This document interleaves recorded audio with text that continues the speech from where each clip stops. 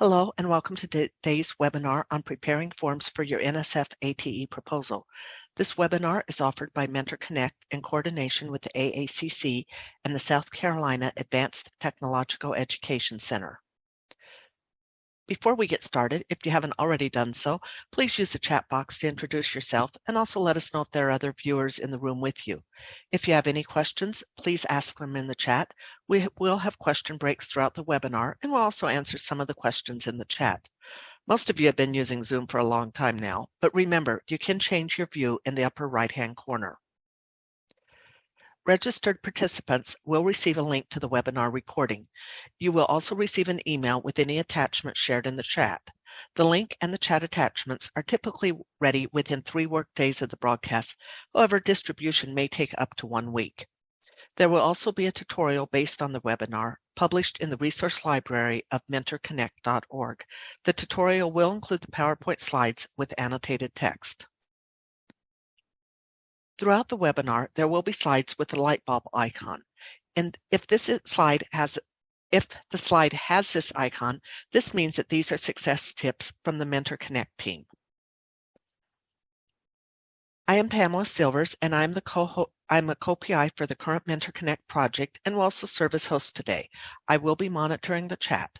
My co-presenters for today's webinar are Elaine Kraft, Principal Investigator for the Mentor Connect Leadership Development and Outreach for ATE project, Alan Haas, who is a Senior Advisor for the Mentor Connect project and is Associate Vice President for Academic and Student Affairs at AACC, and Emery DeWitt, who serves as Project Manager and Co-Principal Investigator for the Mentor Connect Leadership Development and Outreach project for ATE.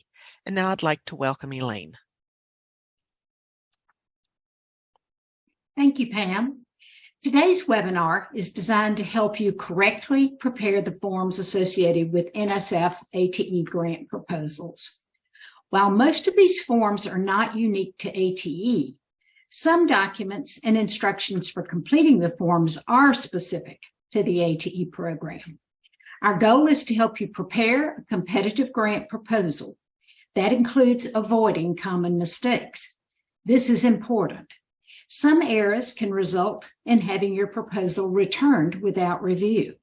Other errors will signal a lack of attention to detail, which can influence how reviewers consider your proposal overall. Today, we will provide guidance for completing all required forms in Research.gov, the NSF platform for online grants management.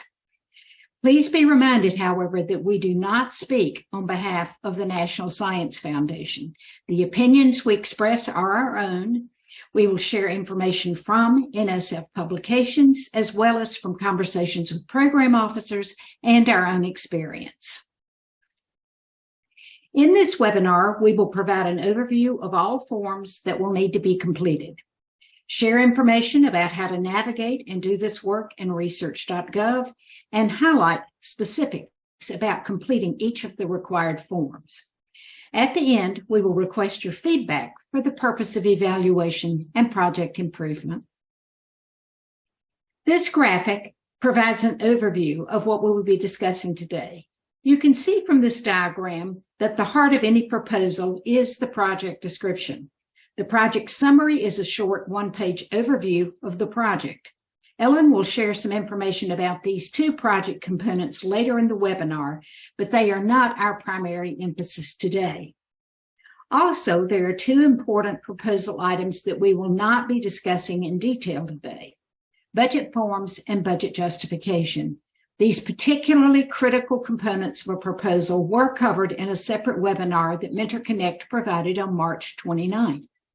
Emery will tell you more about how to access previous webinars, tutorials, and other Mentor Connect resources later in this program. So, what are we discussing today?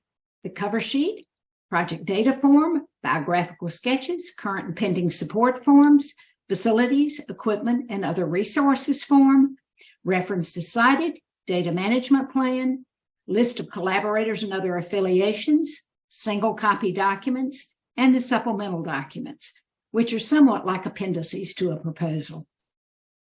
Each item serves a specific purpose. We will walk you through each one and help you understand what is required. I thought that an example might help you understand why forms are not a trivial part of your grant proposal. The numbers in this example are from an actual project proposal that was submitted to ATE. The full proposal was 86 pages long. Of those 86 pages, the project description filled 15 pages, which is the maximum allowable. The project summary is restricted to 1 page. The budget forms for a 3-year project will take up 4 pages, which is a budget for each year and a cumulative budget page for the entire proposal. The budget justification filled 3 pages in this example, although NSF now allows up to 5 pages for your budget justification. So far, we've accounted for 23 pages of the proposal. Forms and supplementary documents make up the remaining 61 pages or 71% of this sample proposal. As you can see, the majority of the overall proposal is actually made up of forms and supplementary documents. This is no small amount of work, so you should start working on these forms right away. They take some time and they need to be prepared thoughtfully. Now, we would like to find out a little bit more about who is in the audience today. This poll will help us to determine how many of you are connected to Mentor Connect in some way. We are thrilled to have a number of you who are working with other projects or are just interested in preparing ATE proposals, and we're delighted to have you.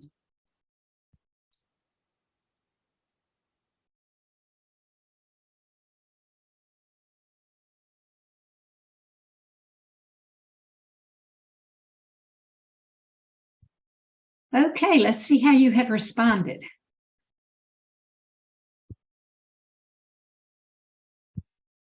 Oh, well, we're delighted to have so many of our Mentor Connect participants in the audience today. We also extend a special welcome to other participants.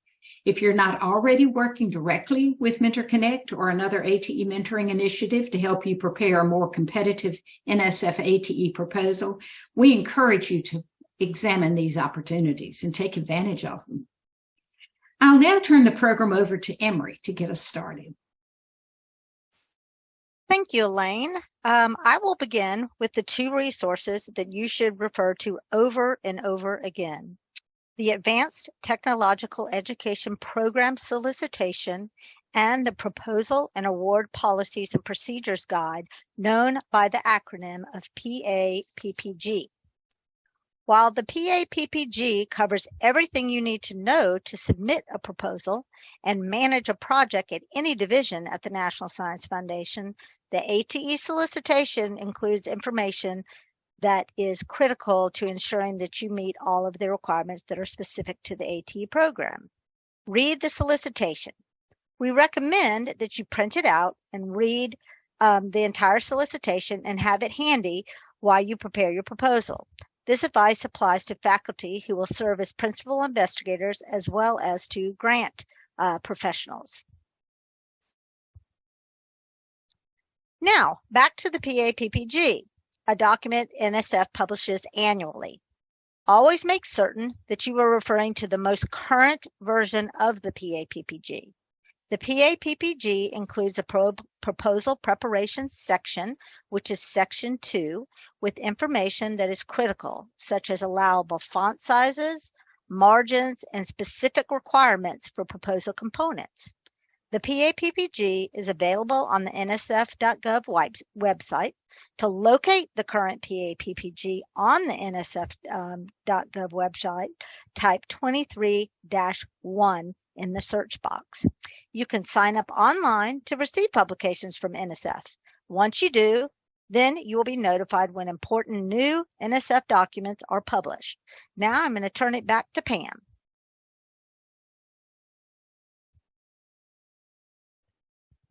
Thank you, Emery.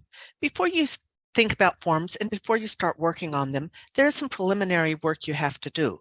First of all, you must know who your authorized organizational representative, also known as an AOR, is in order to register your institution. You must have an AOR in order to do this. However, I helped one college who had registered with NSF more than 5 years previously, and the registered AOR had left the college. So it is possible that your college is in the system, but the AOR needs to be updated. This can take time. The registration is a one-time activity. If your institution isn't yet registered, register it in the Research.gov system. You will also need to register the principal investigator, the co-principal investigators, and senior personnel for your project. You will want to check the logins and passwords and make sure that all of the identified people have been properly registered in the system. As you complete proposal components, you can upload and save them in Research.gov, where editing or document replacement is easy. Nothing is final until the AOR clicks the Submit button to transmit the proposal to NSF. To begin working in Research.gov, I recommend starting with the file sketches. You can upload them to make sure everything is working correctly and then edit later as needed. You want to get started sooner rather than later. If you have problems, NSF has amazing tech support. However, the closer you get to the submission date, the busier they get. So, why do I like Research.gov? First of all, it is fast and easy to use wizard. It really does help you a lot. It has expanded compliance checking, which gives you immediate compliance feedback when you upload each section. The PDFs are not altered when you submit them, so you don't have to worry that something strange is going to happen to you. And there are on-screen references to the relevant sections of the PAPPG. When you click on the reference, it will take you to that section of the PAPPG automatically.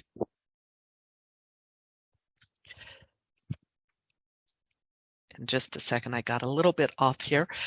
Many of you have never used the Research.gov before, but once you have created a login, you will log in with your NSF ATE account, and I'm sorry, just NSF account and password, or you can use your organizational credentials to log in.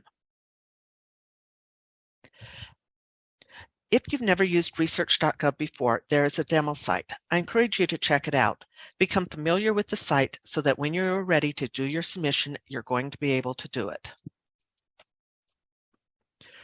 When you go into Research.gov to submit a proposal, you're going to see a screen like the one shown here. Under Prepare and Submit Proposals, choose Letters of Intent and Proposals. After logging in the first time, you will likely see a pop-up that asks if you want to continue to the proposal system. Click and this pop-up goes away. Next, in the Prepare New box, select Full Proposal. After the first time, you will move to the In Progress box to access your previous work. Next, you need to select the NSF solicitation that applies. You want the Advanced Technological Education Solicitation. Funding opportunities are listed by the solicitation number. Currently, the ATE solicitation is number 21-598, and when I did my search, it was on the 8th page. It might have changed since then if any new solicitations have come out. Make sure you select the ATE solicitation. Can't imagine anything worse than selecting the wrong solicitation, which will make everything else you do wrong. To help you, the next screen you see is a verification screen. Again, make sure that the Advanced Technological Education is listed for the solicitation and for the program. If so, everything else on the screen will be correct. If your screen does not have the Advanced Technological Education, use a previous button and fix. Next, you will select the proposal type. All ATE proposals are designated as research. This was a little bit strange for me because I think of a community college as not necessarily doing research. When doing my first proposal, I scrolled down to look at all the other options trying to decide if they were the correct ones. They are not. You do use the research option. The next screen shows additional proposal details. Most of you will be doing a single proposal. You will also need to provide a proposal title. When you're thinking of your title, NSF does not want you to get too cutesy. If you think about it, you've all heard of someone complaining because federal funding was given to a project, and the complaints are often based on a cutesy or misleading name. You want to have a title that defines what you're doing. Don't try to come up with a cute acronym and make the name match. Craft a name that is reflective of what you're doing. When you click the Prepare Proposal button, you will see the control page, which lists all the items you need to complete. This is absolutely wonderful. These are hot links, which means that when you click on the cover sheet, it is going to take you to the cover sheet. Under the compliance check, it has the words form not checked, which means that this is a research component, is a form that you're going to complete within the Research.gov site. If it has document unavailable for check, this indicates that this proposal component is a document that you create and upload. When you upload a document, compliance information on that item is automatically provided. The center column shows the date that you last updated the item. During this webinar, we will take you step by step through the items that you need to complete. You will notice the bottom item on the list is for postdoctoral students. You will not be completing this item. The budget and budget justification were covered in a webinar in March. You will find this webinar recording and tutorial on the mentorconnect.org website. Now I'm going to ask Elaine to talk about the cover sheet. At the top of the page, you see the cover sheet. That's where everything starts. To get started with your proposal on the navigation page, click on the first hot link to access the cover sheet.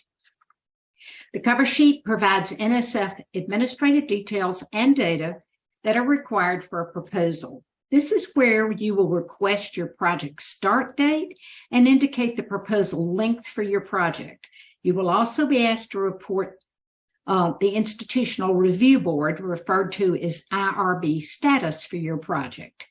Importantly, the cover sheet is where the college provides verifications and certifications that are required to become a grantee institution. Two important decisions you need to make and report on the cover sheet are your requested start date and the duration of your project. The most frequently requested ATE project start dates are June 1st, July 1st, and September 1st. Your business office may prefer a July 1st start date so that the grant budget aligns with the fiscal year at the college. However, if your project involves faculty who are not on contract in the summer, you may want to choose September 1st as your start date so that you have personnel on board at the start of your project. You may choose other dates, but be cautious in doing so. Your requested start date should be the first day of the month you choose. Keep in mind that requesting an earlier start date will have no impact at all on when your grant award is made. You can't speed up the funding process by requesting an earlier start date. The other selection you will make on the cover sheet is the duration of your project. ATE grants may be 2 or 3 years, but we recommend that you request 3 years or 36 months. This gives you maximum flexibility for implementing your grant. If you conclude your work early, you can always close out the grant early. Keep in mind that you need to select either 24 or 36 months. Grants are never made for time increments of less than a year. It isn't essential to respond to every question on the cover sheet. Some questions are not applicable to ATE proposals. One cover sheet question, for example, is only for prospective grantees that are not colleges or universities. Another is an inquiry about the submission of the same proposal to another government entity, not something that community colleges are likely to do. Your college information is provided in this section of the cover sheet. In this section of the cover sheet, you will be asked about the status of an IRB review of your proposal. We recommend that you indicate that this review is pending. However, if your college already has an IRB in place and your proposal has been reviewed and determination letter has been issued prior to submission of the proposal, you may submit this information with the proposal. It is important to understand that an IRB determination letter will be required before NSF can make a grant award to your institution. IRB requirements and language about IRBs can be confusing. With IRB determinations, being exempt does not mean that no IRB review is required. It takes one level of IRB review to determine if you are exempt. No proposal is entirely exempt from IRB review. Should a proposal not be considered exempt at the first level of review, then all members of the IRB must review the proposal and other guidelines kick in. There are 8 categories of research that qualify for exemption from coverage by the regulations for protection of human subjects. Keep in mind that all NSF grant-funded work is considered research. ATE projects typically fall in the exempt category based on basic HHS policy for protection of human research subjects, Subpart A, subsection 46.1041, which covers educational settings, and subsection 46.1042 that deals with educational tests, survey procedures, observation of behavior, and so forth. Review by the IRB chair will determine if your proposal falls into at least one of the 8 categories. If so, your proposal can be declared exempt from further IRB review. The IRB chair can then issue a determination letter. We encourage setting up an IRB at your college instead of relying on another institution to provide IRB review of your proposal. Mentor Connect provides guidance on how to establish an IRB and how to train those who will serve on this board.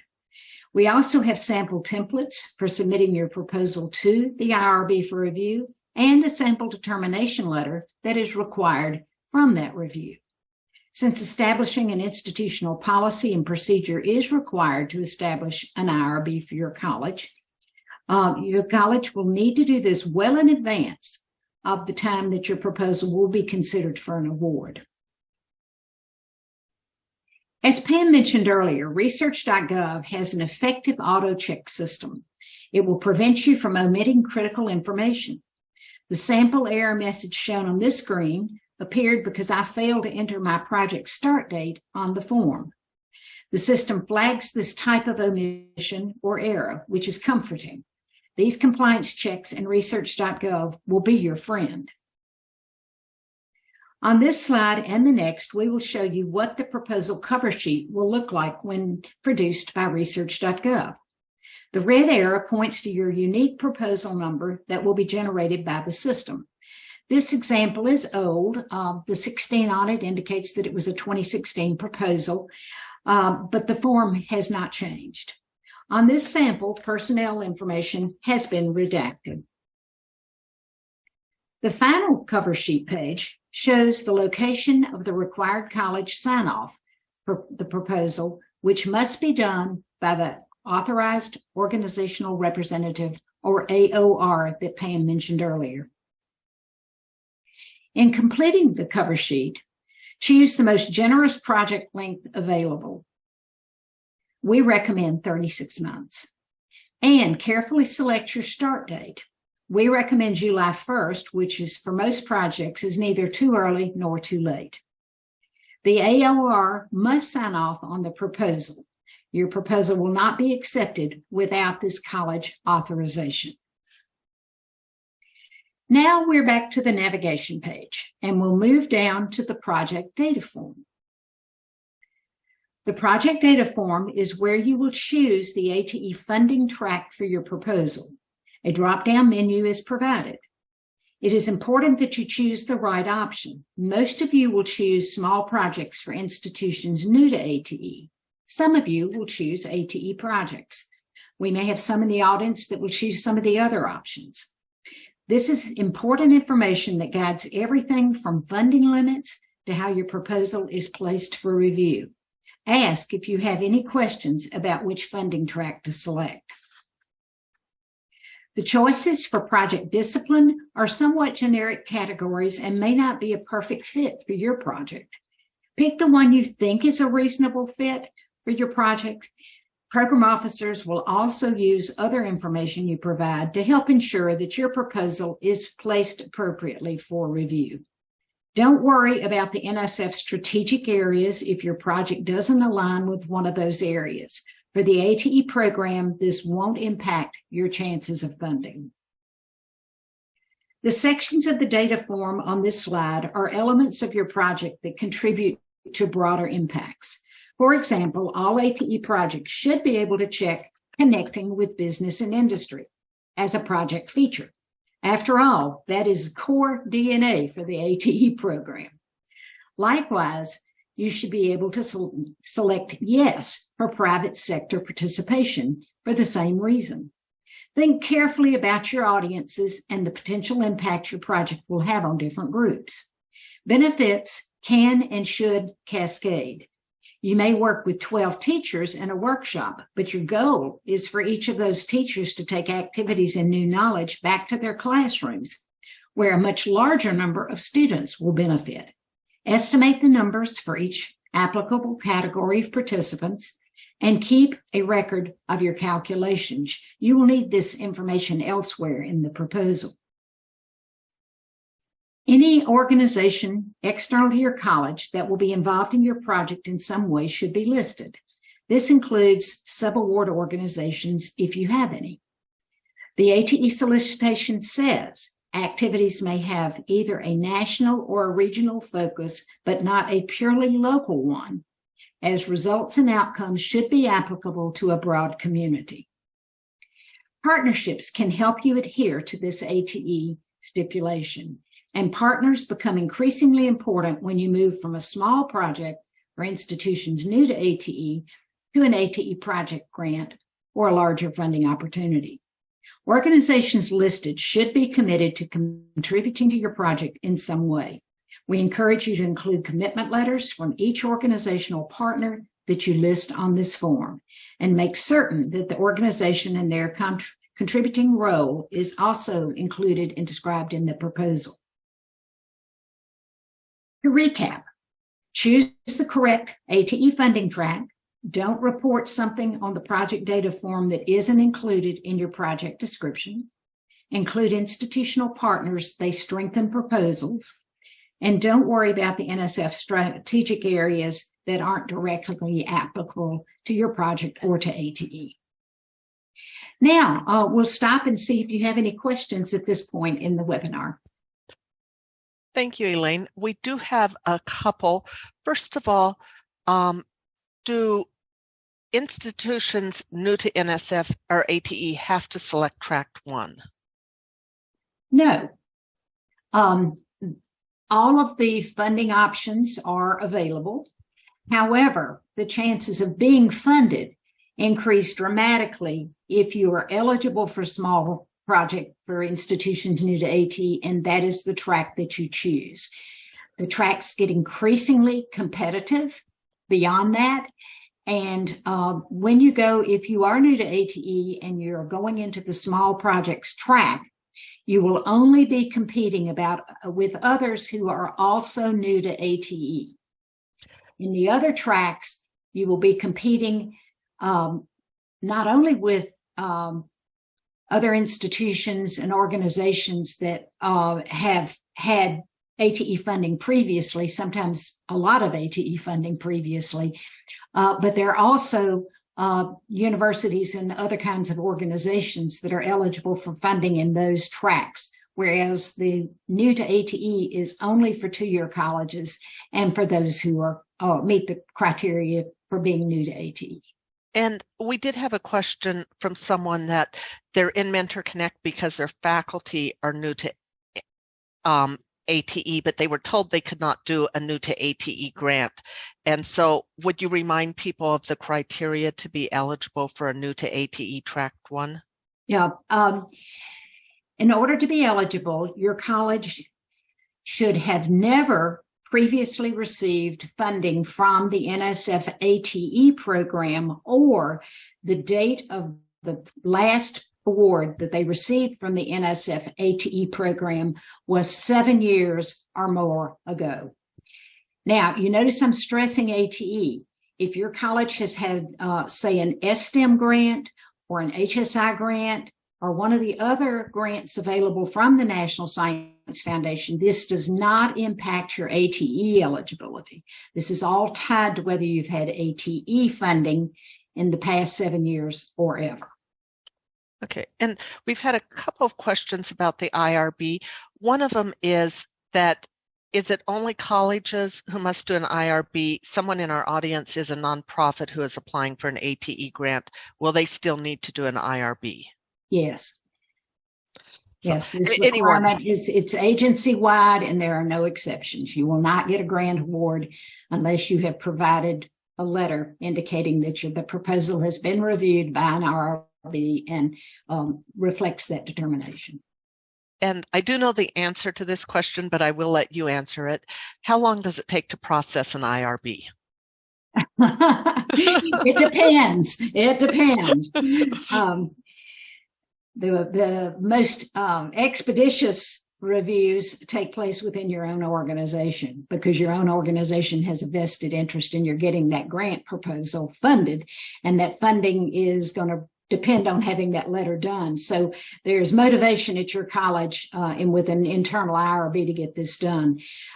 They can be done externally, but you very often have to pick a number and stand in line. And there are entities that will provide this review in a letter that charge a fee for that. And sometimes that fee is not trivial. And it can also be slow. So we're big advocates for setting this up within your institution. And that's one reason why MentorConnect has a set of resources to help colleges do that. And I'm going to just ask for the confirmation, and I will answer this one. Is a person said a different area of their campus had an NSF ATE grant, could they apply for new to NSF? And it is the college getting an award at all. And it is the date that they were awarded, right? Not the date their grant ended. So if they received the award in 2010, but didn't finish it till 2015, it's counting the 2010 date. The award is the original award date is when the clock starts ticking. Mm-hmm.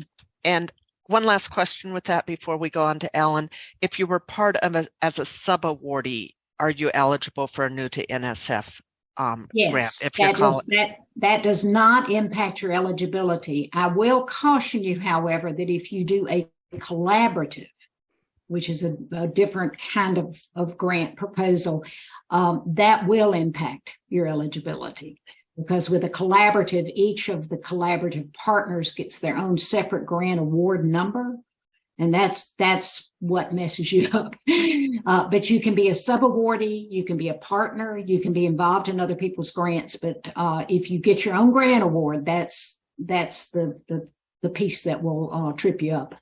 And I think that at least when I got our new to NSF grant, I had no doubt we had never had a grant before. But if there are people in our audience who aren't sure, if they will email us, we could help look up what their college had or provide the answer to you individually, because you do not want to apply to the wrong track.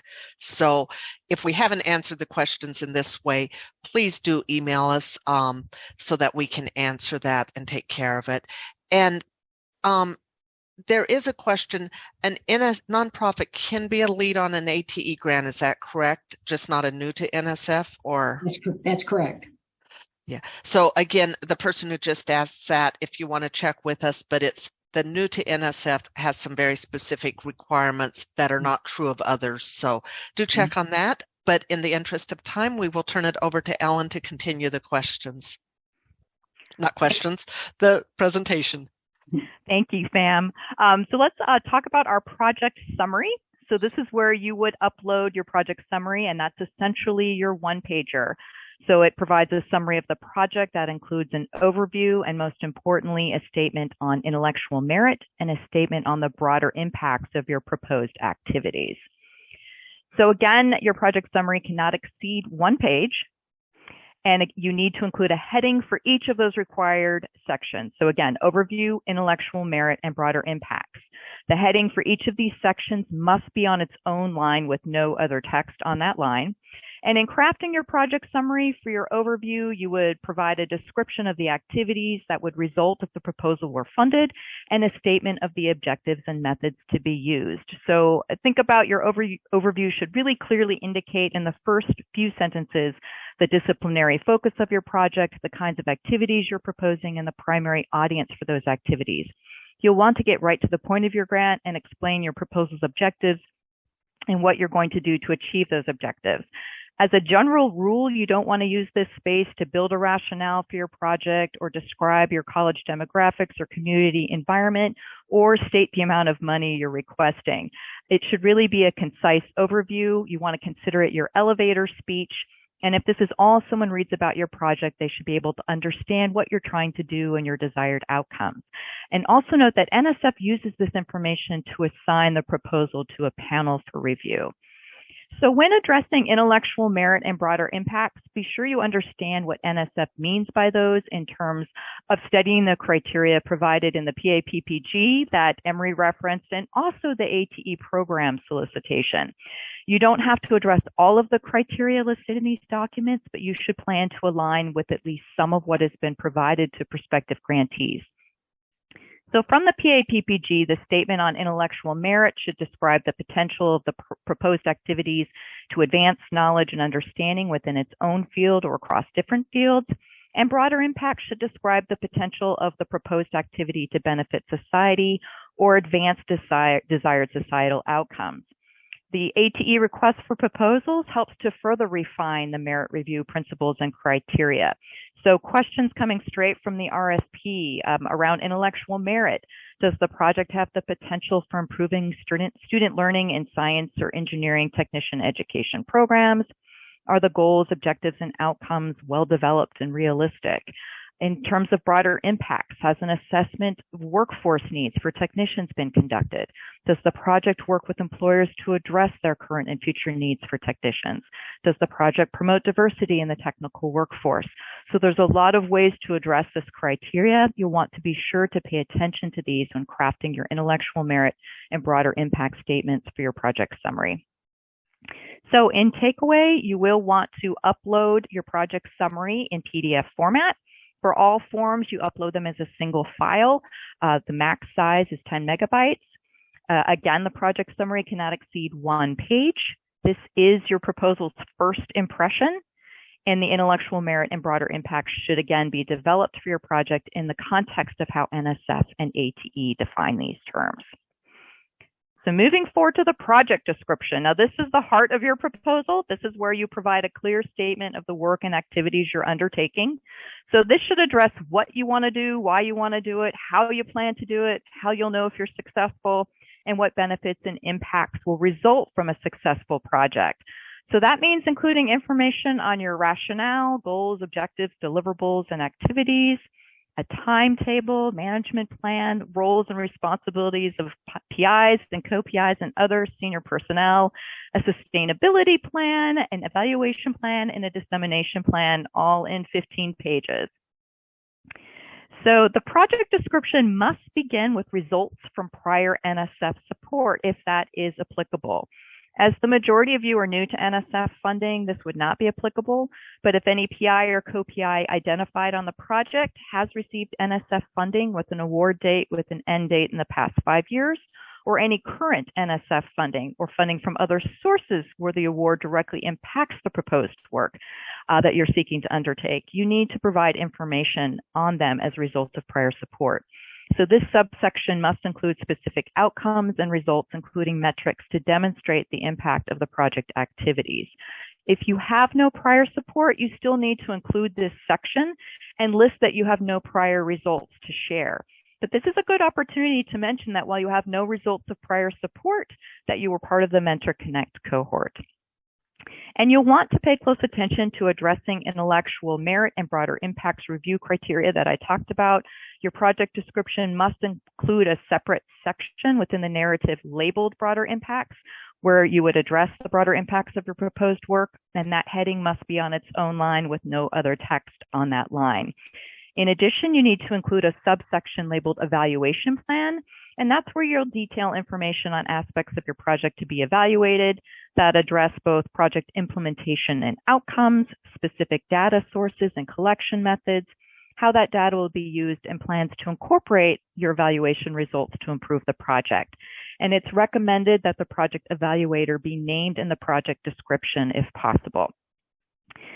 Some other things to note: don't add any page numbers to your project description or any of the forms you're creating, as Research.gov generates page numbers for the proposal. And again, you'll be uploading your project description as a single file PDF, no more than 15 pages in length and no larger than 10 megabytes. As some takeaways, do pay attention to font size, layout, margins, and the size of your document. The length of the project description, again, must fit into 15 pages with 1-inch margins on all sides. So once uploaded, it's a good idea to check that you don't exceed this amount. The PAPPG provides specific information on font. While they allow for a minimum 10-point font in specific fonts such as Arial and Courier, Mentor Connect recommends you use an 11 or 12-point standard font to ensure readability. For example, if you use Times New Roman, the PAPPG requires an 11-point font. You might want to think about using an 11 or 12-point font. You don't have to go minimum. It's actually not recommended you do so because you want to ensure readability. Do consider using section headings, bullets, or charts to ensure a clear proposal, but note that any visuals you use must be included in that 15-page limitation. In addition, the project description should be self-contained, so you don't want to include any URLs that would ask reviewers to leave the description to view an external site. Reviewers are under no obligation to follow those URLs, and that information actually circumvents page limitations. Keep in mind that reviewers may be reading up to 12 proposals. You may be the last one they're reading late at night. So again, thinking about how you lay your proposal out, not using the smallest font, ensuring it's well written. You want to do everything you can to encourage a good rating. And it's always a good idea to print your project description once it's uploaded so you can see how it appears in the system and as a final way to check and to proofread it. So moving forward to references cited. So if you cite materials in your project narrative, you are required to list your source material in a separate references cited section and not in the project description itself. So NSF expects that you'll do research in the process of developing a grant proposal. So like most funding agencies, NSF encourages the use of research-based strategies and adaptation and implementation from previously funded NSF, ATE, or other funded projects. So your references need to indicate that you've investigated what others have done and what has worked. You'll want to cite references that explain outcomes that led you to select a particular strategy, curriculum, or methodology, and address your challenges in technician education. So reference citations are also used to cite the sources of the data that you provide in describing your project rationale or your results of prior support. So you do not want to use automated endnotes. So this places your references outside of the 15-page limit. As you include information from your research, you will want to number your references throughout the project description and then prepare a separate document with citations that correspond to those numbers. So references provided in this separate references cited section do not count towards that 15-page limit.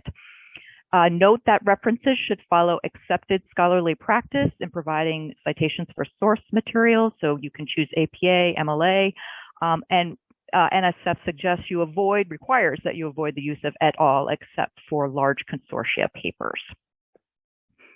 So now we move on to senior personnel. There are actually 3 required documents you need to submit for each individual listed as PI, co-PI, or senior personnel on your proposal. So those documents are biosketches, current and pending support forms, and collaborators and other affiliations. So if we move forward, that's where you can see we're going to talk now about biographical sketches. And there are currently 2 ways to submit a biosketch to NSF. One is through uploading the biosketch through a site in partnership with the National Institutes of Health. And the second option for submission, and the one we're recommending for Mentor Connect, is to use the fillable PDF form provided on NSF's website, which can be completed and then uploaded to Research.gov. In addition to using the fillable PDF, please read the very specific PAPPG guidelines. Biosketches should be no more than 3 pages, 1 per senior personnel required, and uploaded as separate documents. You'll want 1 person to check and upload all biosketches for consistency. And if we can go back to the slide prior, there's a link to right there, link to a fillable PDF is on the slides. You can follow that link to find the template to fill out. In moving forward, we just want to make note of a change that's coming in late October. So starting on October 23rd, the only way to submit biosketches will be through the National Institutes of Health and their CV, Science Experts Network Curriculum Vitae system. So this system will not impact your 2023 October ATE submissions, as that due date is October 5. But any grant submissions occurring after October 23rd, you'll want to be aware of this change. But again, to meet this year's solicitation, you'll be using the fillable PDF on NSF's website. In terms of components for biosketches, do not include any personal contact information. You'll want to list professional preparation, so list the name of undergraduate, graduate, and postdoctoral institutions if applicable, and include the location of the institution, major's degree, and year. You'll want to include appointments, listing in reverse chronological order, the individual's academic and professional appointments beginning with current employment, including the time frame, position, title, organization, and location. For products, there are actually two sections for products or publications. Is a place to input a list of up to 5 products most closely related to the proposed project, and a list of up to 5 other significant products, whether or not related to the work of your proposal. Acceptable products must be citable and accessible, including but not limited to publications or data sets, software patents or copyrights. Again, the list must include full citation information. And if you do not have any products or publications to include, that is certainly okay. This biosketch format's been created to serve the needs of the research community applying for all NSF funding. You will, however, want to ensure you're including synergistic activities. So this is a list of up to 5 examples that demonstrate the broader impact of the individual's professional and or scholarly activities as it relates to your proposed scope of work. So this is a place to list the individual's skills and assets.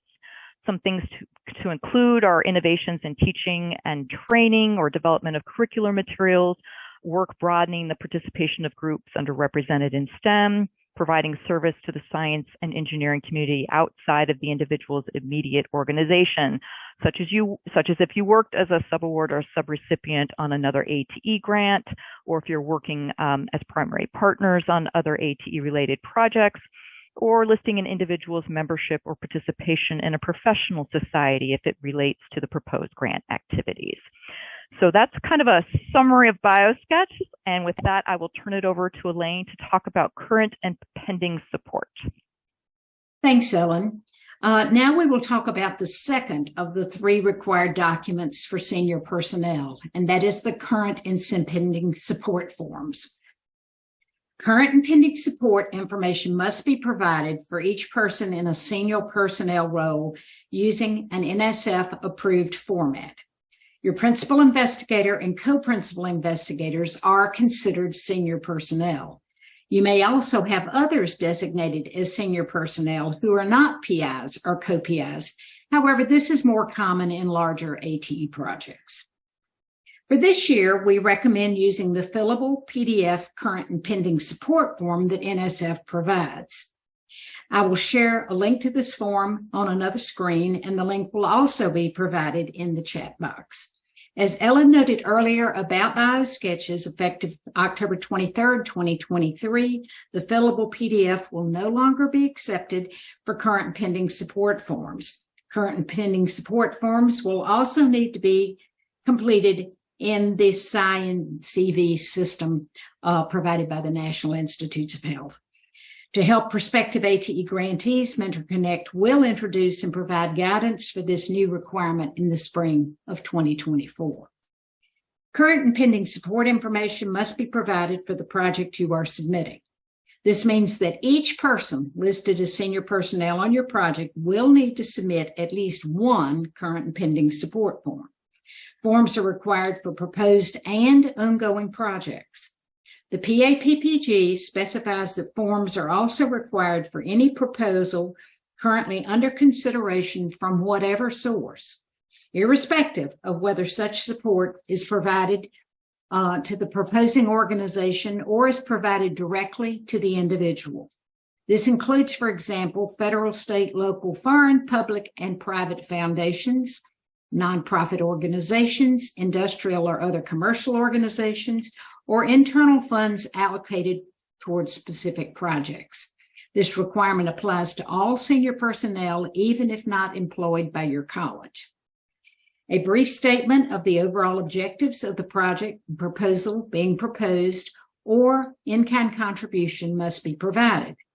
For in-kind contributions, avoid including financial information, as ATE prohibits cost sharing.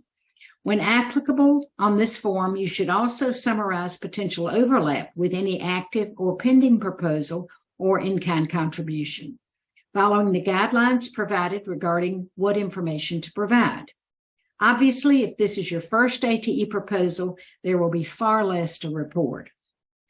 On the current and pending support form page in Research.gov, there is a hot link to the specific section of the PAPPG that provides guidance. I encourage you to follow this link and read the specifics about the form in the PAPPG.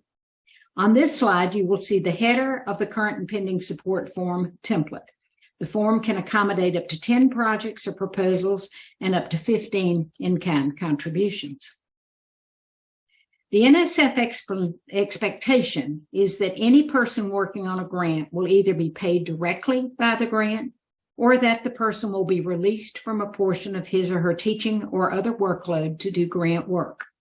Mentor Connect offers an Excel spreadsheet tool for calculating person months.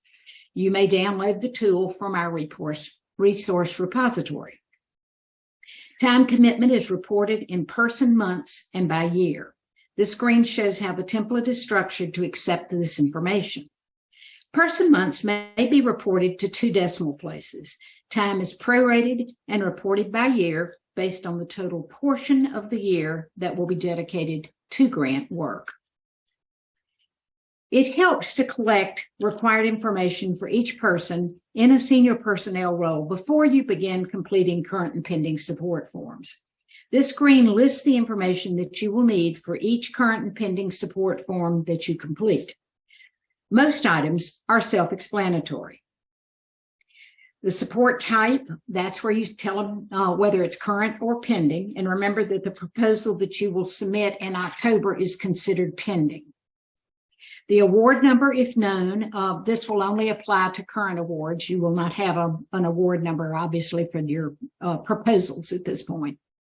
The source of support, typical sources include the National Science Foundation, Department of Labor, U.S. Department of Education, a state such as California, or a foundation such as the Lumina Foundation. The project location is the grantee location. If someone on your team is working on a funded project not based at your college, then you list the other college's location. The start date is the actual start date of an ongoing project or the proposed start date for the proposal that you're working on. The end date is the anticipated end date of the project. The total award amount includes indirect cost, and this is the total budget being requested or the total amount of the previous award. Person months per year committed to the project. NSF requires individual time commitments to be reported in person months. It is easy to make a mistake in calculating personnel time this way, so I'll provide some examples to help you with this. The overall objectives, a brief statement of the objectives for the supported project, and potential overlap. This only applies for subsequent and or multiple grants. If this is your first ATE proposal, this can be left blank. So now let's talk a little bit more about figuring out this strange thing called person months. Person months represent the cumulative time a person will spend on the project over the year, no matter when the work is done within the year. I covered calculating person months at the Budget and Budget Justification webinar, so this will just be a quick review. In the first example, we have a 12-month employee who dedicates 10% of his or her time to grant work.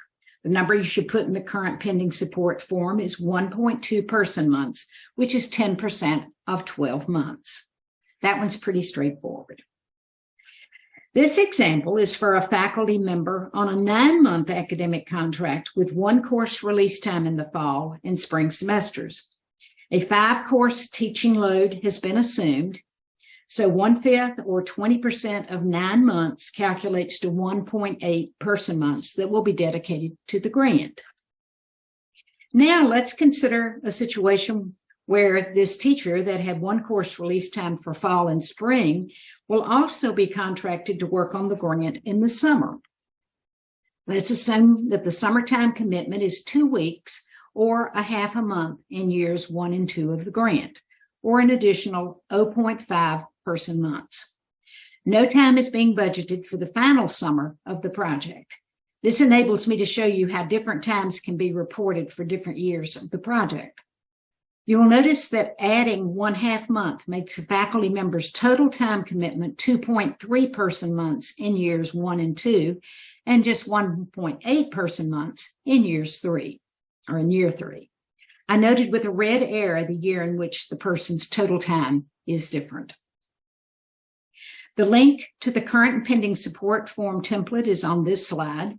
PAPPG 23-1 provides information on the more recent changes to requirements for current and pending support. A link to this information is also provided in chat, and it will be readily available in the tutorial for this webinar that will be produced as quickly as possible following the webinar. Things to keep in mind. Faculty time on ATE grants is not limited to 2 months per year, as is the case for most NSF proposals. However, when budgeting more time, more than 2 months' time, you must provide a strong justification for the additional time. Current and pending support is not just for reporting time on ATE and NSF grants. You need to include time that's committed to activities funded by other sources, or sometimes even without being compensated, but it's part of your time commitment. The PAPPG guidelines are specific, so follow them. Another form, the Collaborators and Other Affiliations, or COA document, is considered a single copy document. An NSF-required template must be used to list collaborators and affiliations for any senior personnel on the project. This template is available on the NSF website. You can use the search words NSF COA template to access and download this Excel spreadsheet. This form is designed to help NSF program officers avoid conflicts of interest when placing proposals for panel review. There are 5 types of collaborations addressed, and you will not likely have information to submit in all of the categories. The time frame for the collaboration for each category of collaborators is specified, ranging from 12 to 48 months. The categories of collaborators include individuals in the first category, personal, family, or business affiliations in the second category, PhD advisors and thesis advisees in the third category, co-authors in the fourth category, and a variety of editorial affiliations in the 5th category. Although these forms may be mostly blank for some senior personnel, they must be provided.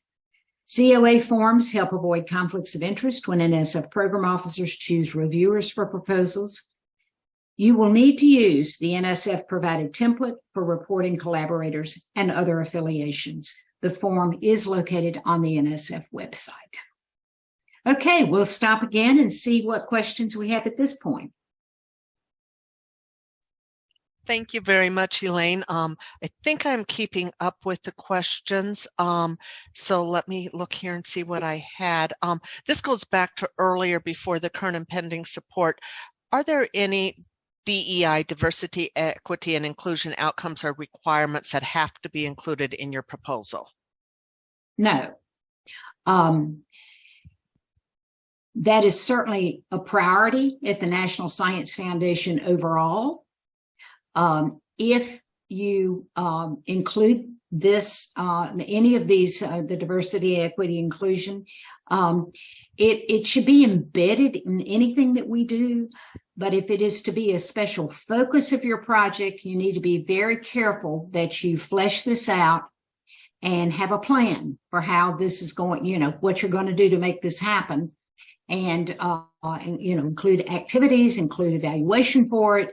Just make sure that it gets attention. If you just drop those words into a proposal and don't have a plan to go with it, that can actually work against your proposal being funded rather than helping it get funded. So if you include this, if this is part of what you're including, then make sure you do it the right way. But it is not a requirement that you do so. And can I just do an outrageous plug for our June 21st webinar where we talk about don't just say it, have a plan. So please come to that and we will talk more. What people are kind of confused because they feel bad if they don't include something for products, but you said that they had to be something that had a link or a citation to it. So is it true that most new to NSF might have more synergistic activities? Absolutely. We see that very often because you may have created curricula for something, or you may have been involved in robotics competitions. You may have done any number of things that just did not result in published papers. And I mean, that's not usually a big emphasis to your colleges. And so, and as I think Ellen mentioned earlier, all of these forms serve the entire National Science Foundation, which is predominantly core scientific research. And so you don't feel badly if you don't have any products. That's okay, but make sure that you take advantage of that synergistic activities section so that you can show that, how you've been involved in things that are important to the project that you're proposing. Okay. And with respect to the current and pending support form, if you're a sub-awardee, do you include the sub-award amount and institution or the main award amount in the institution for on your form? It would be for the entire project.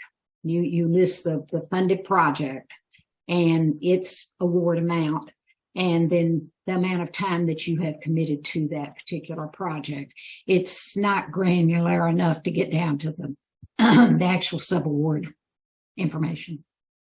Okay.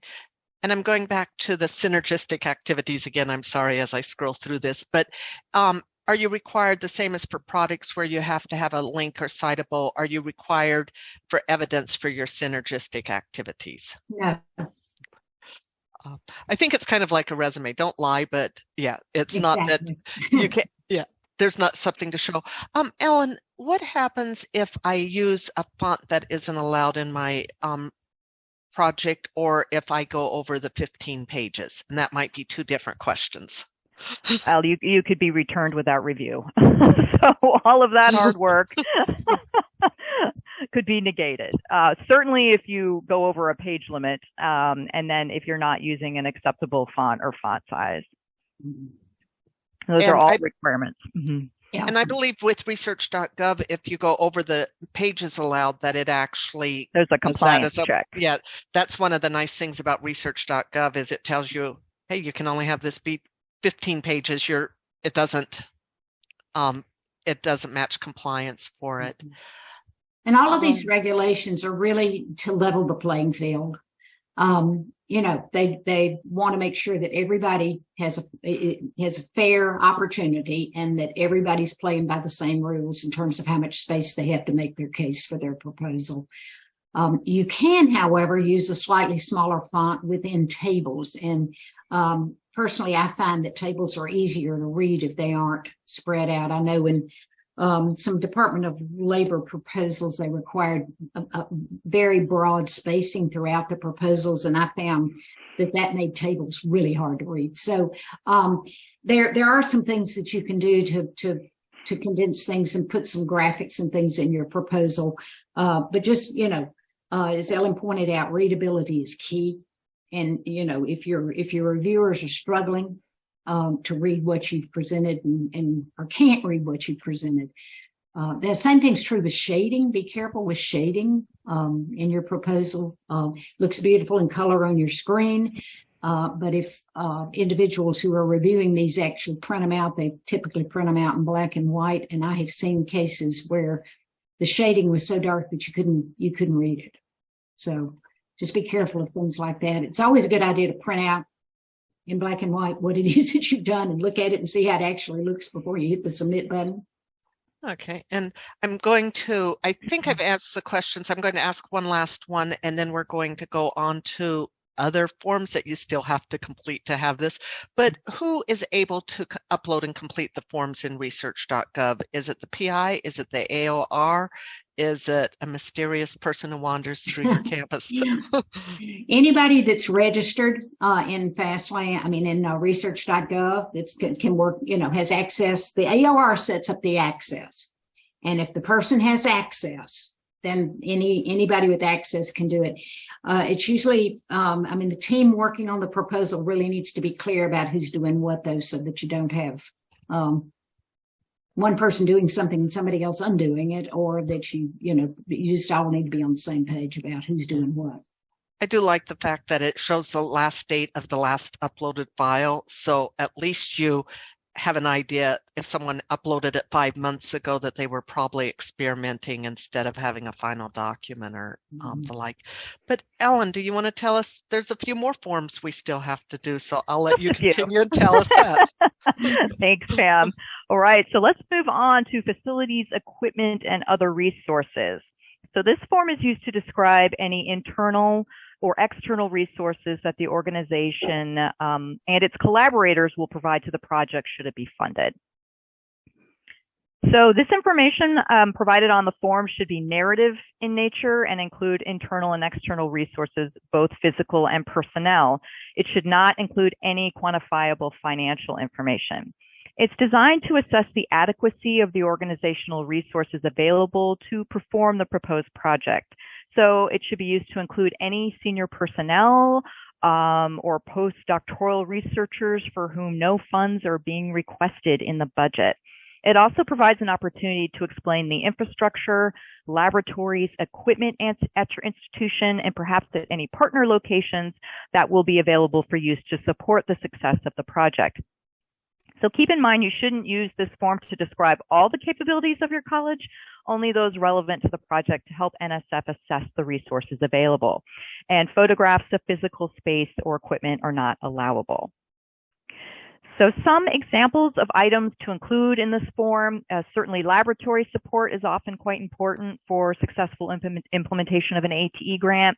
If that's the case for your project, you'll want to describe your current capability, even if the proposal includes some improvements or equipment additions. Computer capability can also be essential for your grant, especially if your project focuses on IT or cybersecurity or any number of other advanced technologies that are computer dependent and will make use of the computing capability or computer labs at your institution. Office support is also important to describe since budget guidelines specifically state that grant budgets may not include office furnishing or everyday office equipment. So the personnel implementing the grant will need office support to do so. So if your institution is providing dedicated office space, access to administrative support, this is a good place to make the statement about that support. Major equipment. So advanced technology programs are very often equipment intensive, and your institution may have major equipment that will be used in implementing the grant, or you may have a partner university or industry working with your project that is providing access to equipment to your students, such as perhaps access to a clean room, for example, that would be used for teaching your students. So if major equipment like this is involved in the success of your project, this again is the place where you would describe the availability of these resources being provided by an industry or education partner. And you can also describe resources other than facilities and equipment, such as I mentioned, personnel support. You would include any senior personnel for whom no funds are being requested in the budget. This is also a place where you can describe the talent you've assembled to serve as an internal advisory committee, or perhaps you have a college recruiter lined up who will support the outreach activities of the grant, who will not receive compensation from the grant for doing so. So in other words, if someone will be working to support the project without compensation, this is the place to describe that donated time, but don't assign a monetary value to the donated time or state a specific time commitment. So moving forward into data management plans, this is also a requirement for ATE proposals and where you would upload it as a single PDF document. Your data management plan should not be more than 2 pages. We don't want it to circumvent the project description's 15-page limit. and it should describe how the proposal will conform to NSF's policy on the dissemination and sharing of your project's results. NSF expects you to share the outcomes of your work. You're expected to share primary data, samples, and supporting materials from your grant projects, and your plan will be reviewed as part of the intellectual merit and or broader impacts of your proposal. So your data management plan should specify the types of data and other materials and products that will be generated or collected by your project, how that data will be stored and appropriately shared, how what is generated by the project will be preserved during and beyond the project, and how others will be able to access these products. So on the next slide, there is a sample data management plan that was prepared for a small grant for institutions new to ATE. Mentor Connect also has samples of data management plans in the online resource collection that you can take a look at. And in addition, NSF provides a very detailed frequently asked questions section on sample data management plans on its website with the URL provided on the slide. So other supplemental documents. Those supplemental documents are listed as optional for the ATE program. It is actually required. There are 2 required supplemental documents for ATE. Letters of collaboration and a biosketch of your evaluator if they're named in the project proposal. To touch on letters of collaboration, they are required through the ATE program solicitation. So this is a good example where the PA-PPG and the ATE program solicitation differ. In the case where these documents differ, you follow the ATE program solicitation, which again requires letters of collaboration. And the key word here is collaboration.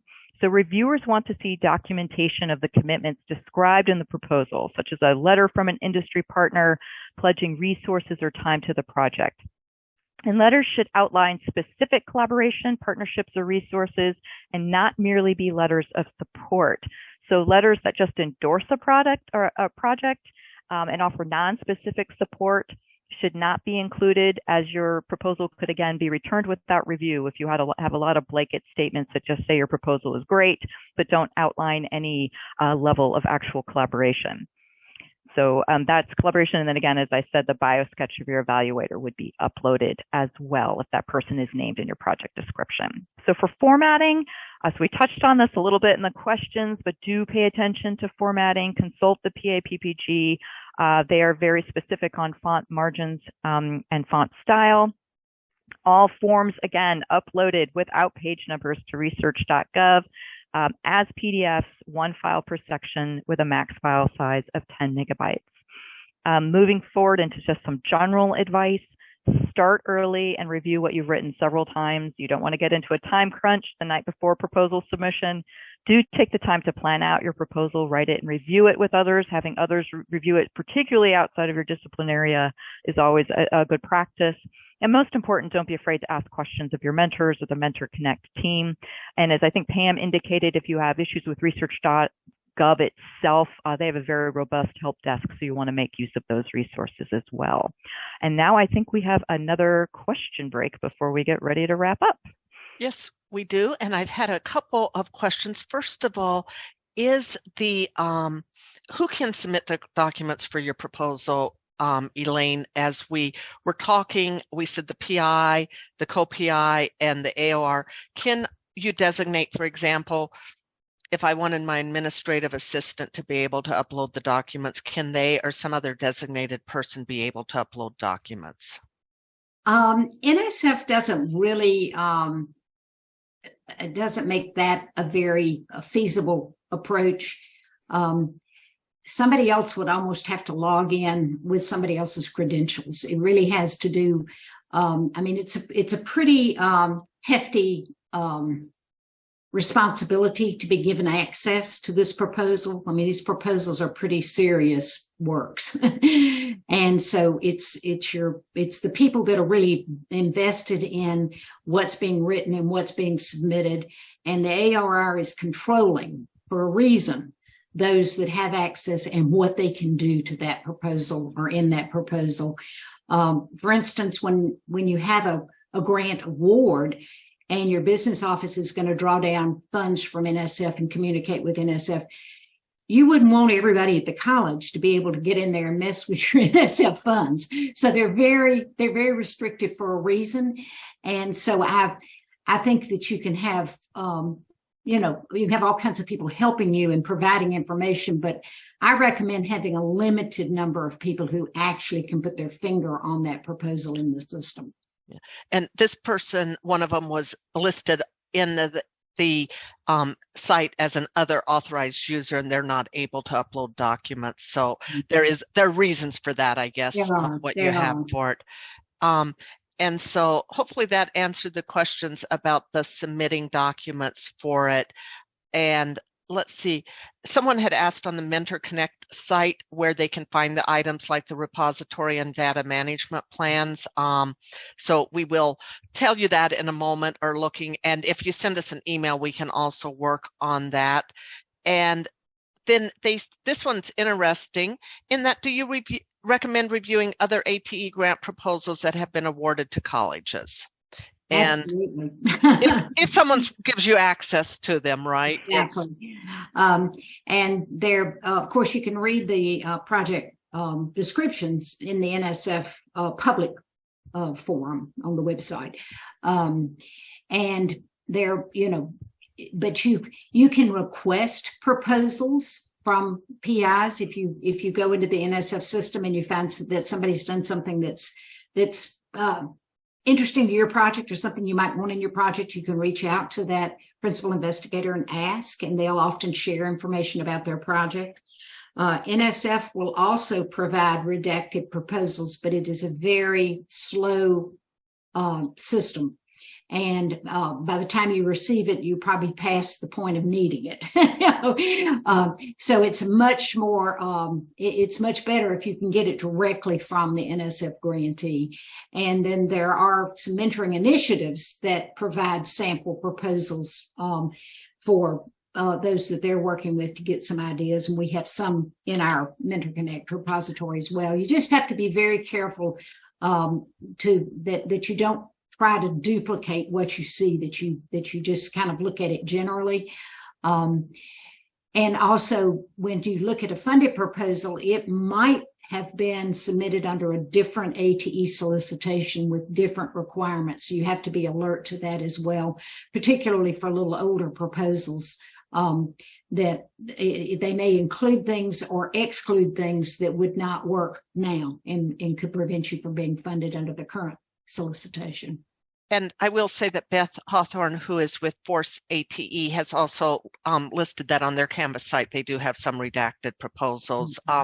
And I can tell you that my original proposal from 2012, which had a focus on recruiting women, I occasionally still get someone who asks about it. And I will share a sample of my proposal, but I also tell people that was 4 solicitations ago. So you might not have any, if you submitted that proposal today, it would not be funded, because so much has changed in the solicitation. So you want to look at that. I think that I'm going to let Emery share some information about upcoming webinars and information. And if you do have questions still that we haven't answered, would you please put them again in the chat, and I will ask them as we get to the evaluation. Thank you, Pam. We hope that you found this webinar informative. I know it is a lot of information, but we will have this recording and the presentations available for you in the next few days or next week sometime. So I want you to kind of remind you of an upcoming webinar that Mentor Connect has scheduled. It is preparing annual and project outcomes reports, the retention plans, writing effective recruitment and retention plans for your NSF AT proposal. We'll focus on don't just say it, have a plan. The registration information will be available on our website and through our social media and Mentor Connect email reach outs as well. So be sure to mark your calendars for all those great webinars. If you have any other questions, you can reach out to me as well. This is kind of where you want to keep in touch with us. Gives us the email and social media that we have, also on our Mentor Connect website. Our repository is a library. It is under library. you would go in there. There is a search engine for that you can put information in there that'll pull up documents that have that particular information in. If you have trouble with that, please don't hesitate to reach out to me and I can help you with that. And like I said, this webinar and PowerPoint slides will be available in the following, in about probably middle of next week or so. I will send that out to each person who registered on that. So we will have that as well. Now, with every NSF ATE award, you have to do evaluation. We are not unlike everyone else. So I want to get you to take a moment to complete our short evaluation. I will share the poll.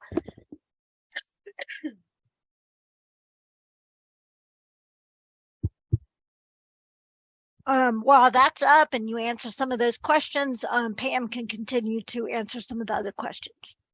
Okay, and as I'm looking to see if I missed anything, Ellen or Elaine, have you thought of something that we should have included to tell people at all? I would like to put a plug in for our tutorial. We have a team member who prepares tutorials for our budget and budget justification webinar and also for this forms webinar. And this to do the tutorials, it's the same PowerPoint presentation and the PowerPoint slides are annotated. And so if you're just interested, say, in data management plans, you can scroll through and just revisit what was said and the information about that, and you don't have to go through the whole thing. You're welcome to listen to the webinar recording of the entire webinar again, but very often you're working on something specific, and the tutorial is a great way just to dig into one piece that you need a refresher on. And I do want to reiterate that if you can't find something on the Mentor Connect website, as part of our new grant funding, we are putting in some time and commitment to making it to make it easier than it currently is to find something. But if you email Emery, she can also help you find items right now. And if you don't find something, definitely let us know so that we can go in and put help you find it and make sure our search words are right so that you can find items for it.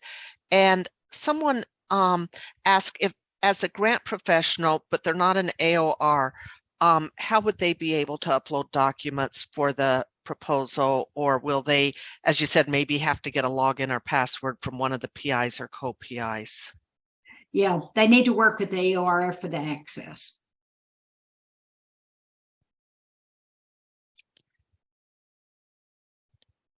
And